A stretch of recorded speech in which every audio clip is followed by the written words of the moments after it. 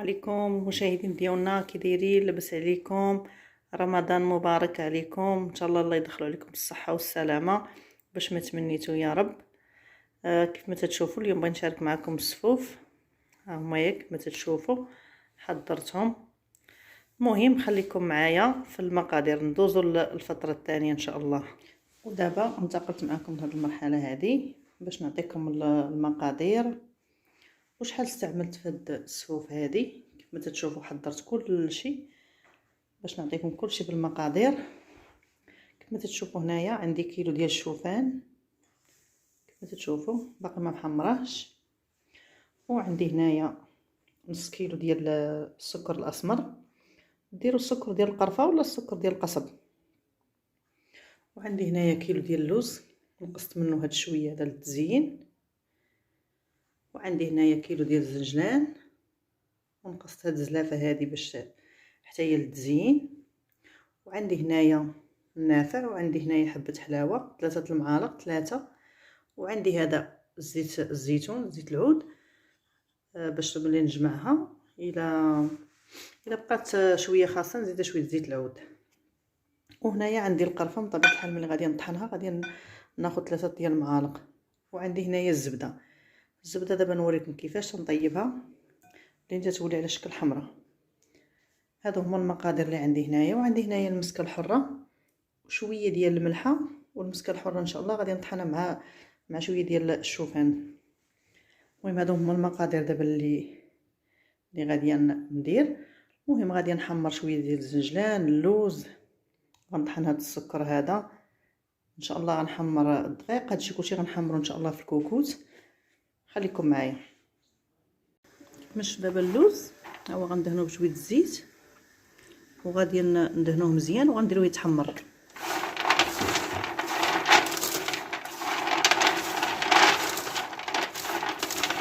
صافي ندخلوه للفران يتحمر لينا، لان غنديرو النص بالقشور ديالو والنص كيف ما تشوفوا هنايا غنديرو غيتسلق. صافي خرجوا داخلين الفران. كما تشوفوا هنايا الزبده ها هي درتها هنايا الذوب باش تبقى طيب ليا تولي شكل على شكل تتميل الحموريه شويه باش يتحيد من داك الحليب. وهنايا انا درت هنايا الماء والنص الثاني ديال اللوز راه غنديرو هنا يتسلق، نديرو يتسلق باش نفسخو ونخليه ينشف واحد شويه ونعاود حتى هو ندهنو بشويه الزيت. ما غاديش نقلي، ما كاينش قليان. صافي تا هو ندخلو للفران. دابا ها هو الزنجلان ملي غتسمعوا تيطرطق عرفوا راه صافي راه تحمر بحال هكايا. ما تزيدوش عليه من التحريك باش ما يتحرقش، باش هو لا تحرك تولي فيه واحد اللمطه شويه خايبه ديال الحراره. دابا انا درت الشوفان هنا في الكوكوت، غادي نبقى نحرك فيه حتى يتعطى شويه هذا الشوفان في ساعه يتحمر. صافي ملي نحمرو غندير الزنجلان من بعد. ودابا غندير اللوز، غنجيب شويه الزيت حتى هو غادي نخليه يتحمر شويه بالطريقه هذه. حيدت الاخر، دابا غندير هذا. حاولوا تسرحوه كامل، ما تخليوش وحده فوق وحده باش كلشي وتنقصوا عليه باش يدخلوا طياب مزيان. بهذه الطريقه هذه مره تقلبوه. المهم ما تجهدوش عليه العافيه باش ما يتحمرش يبقى من الداخل رطب. البنات كيف ما تشوفوا حنا رجعنا معكم، حنا كملنا طحنا كلشي، جهزنا كلشي. حنا دابا غادي حطينا القصيريه ديالتنا هنايا، غادي نبداو دابا نخلطوا. كيف ما شفتوا هنايا الشوفان طحناتو خديجه، طحنت لي اللوز تبارك الله عاوناتني الله يعطيها الرضا. السكر الاسمر، السكر داك ديال القصب حتى هو طحناه شو كيرجع ابيض. والزيت غنخليه على حساب هو الاخر. وعندي هنايا الزنجلان، وعندي هنايا الزبده اللي طيبت كيف ما تشوفوا اللون ديالنا تيرجع احمر. عندي هنايا النافع، وهذا الزنجلان للتزيين، واللوز تا هو للتزيين. وعندي هنايا 3 المعالق ديال القرفه و3 ديال حبه حلاوه. وهنايا المسكه الحره مع شويه تاع الدقيق وشويه الملح. صافي يلا بداي خديجه.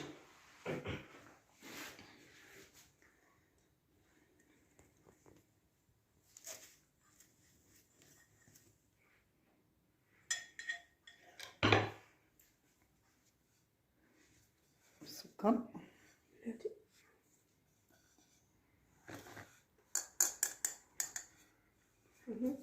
ديري الزنجلان. نعم كنك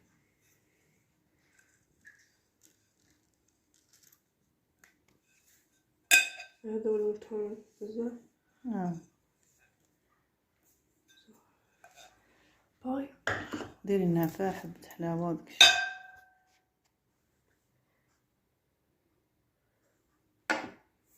هذا قرفة،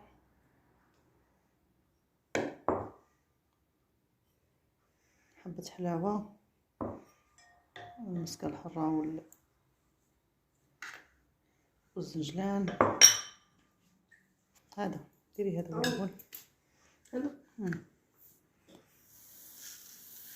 الزنجان للتزيين. ديري دابا اللوز اللي بخليناه بالقشره واللوز العادي.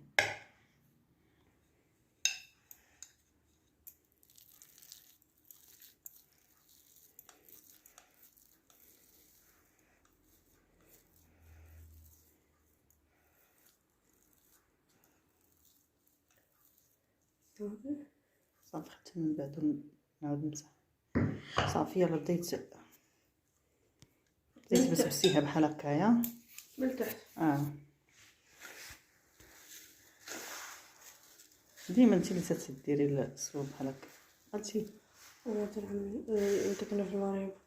في المغرب وهنايا خديجه هي تدير هاد المهمه هذه ديما. صافي يا البنات غنبقاو نبسبسو فيها بحال هكايا. ديك الساعه نشوفوا غنزيدو شويه الزبده، وإلا ناقصه شي حاجه راه غنزيد شويه الزيت.